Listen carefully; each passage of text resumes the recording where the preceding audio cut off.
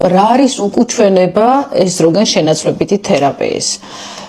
ჩვენ დადებითი მხარეები გავიგეთ, ყვები მე წინა ვიდეოებში უკვე რამდენიმე ვიდეო დავდე, რატომ უნდა დაინიშნოს ესტროგენ შენაცვლებითი თერაპია, რომ ეს გადაავადებს ძალიან ბევრ დაავადებას, მათ შორის ოსტეოპოროზს, გულსისახვდე დაავადებები, ინსულტი და აი ამ ყველაფრის პრევენცია, ასევე უროგენიტალური სხვადასხვა დარღვევები, რომელიც მენოპაუზაში ცოტათი უფრო გვიან უვითარდებათ ქალებს.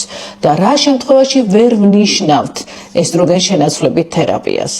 ვერ ვნიშნავთ მაშინ, თუ ქალს აქვს ძუძუს კიბოს ისტორია, ანუ მას გადატანილი აქვს ძუძუს კიბო, ან აქვს იმ პერიოდში, როცა ვაპირებთ დანიშვნას. არის თუ არა ამ შემთხვევაში გამოსავალი? დიახ, თუ ძუძუს კიბოს ისტორია აქვს პირადად მას, ან ჰქონდა ამ შემთხვევაში არ ინიშნება ესტროგენ შენაცვლებითი თერაპია, მაშინ რა უნდა გავაკეთოთ, ხო? როგორ დავიცვათ ქალი ამ დაავადებებისგან და როგორ ყველაფერს თავი რო გავანებოთ, ეს აუტანელი სიმპტომები, რომელიც ქალს ისე აწუხებს, რომ აი ურთიერთობაც კი უჭირს, ხო, გარშემო მყოფებთან და მათ შორის ოჯახის წევრებთან და შრომის უნარიანობას დაკარგული აქვს ხშირად.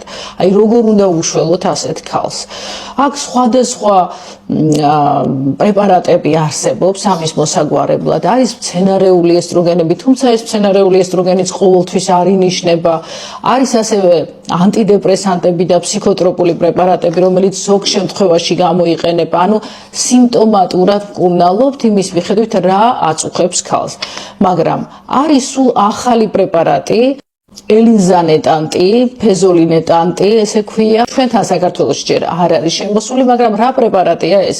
აი ეს სწორედ ის პრეპარატია, რომლის დანიშვნა შეიძლება ესეთ პაციენტებში, რადგან ის არ არის ჰორმონი, არ არის ესტროგენი, მაგრამ ის მოქმედებს ჰიპოტალამუსის სპეციფიურ რეცეპტორებზე და ესე მარტივად რო წარმოვიდგინოთ, ატყუებს მას და აი ეს შეხურების, ოფლიანობის, აი გახიზიანებულობის, აი ეს ზოგადად ეს ვაზომოტორული სიმპტომები ქვია ამას, აი ესენი ძალიან ეფექტურად ლაგდება, როდესაც იწყებს ქალი ამ პრეპარატის მიღებას. იმ ქალებს, რომელთაც აქვთ პრობლემა და ვერ იღებენ ესტროგენ შენაცვლებით თერაპიას, უკვე შეიძლება რომ აი იმ მეორე ტიპის არაჰორმონალური პრეპარატით დავეხმაროთ, რომელიც მოქმედებს ტვინის სტრუქტურებზე.